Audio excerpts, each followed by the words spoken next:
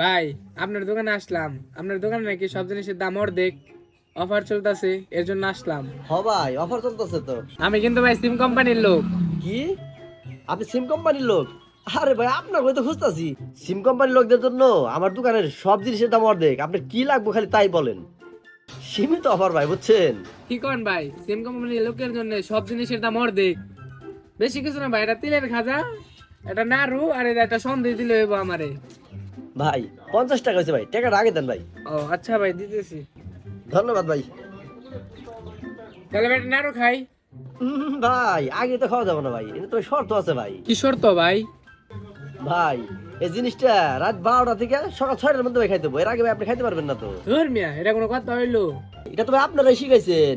24 টাকা 300 মিনিট, তাও আবার ব্যবহার করার লাগবো রাত 12টার পর থেকে ভোর 6টা পর্যন্ত। এটা তো আমরা আপনার কাছ থেকে শিখছি। রাত 12টা পর্যন্ত অপেক্ষা করতে ভাই খাওয়ার লিগে? ভাই নিয়ম অনুযায়ী যদি খাইবার চান তাহলে আপনি রাত 12টা পর্যন্ত অপেক্ষা করতে হবে।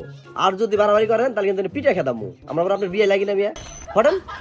ধুর মিয়া, আপনার দোকানে আর জীবন না হবে না। থাকুন আপনার দোকানে, গেলাম।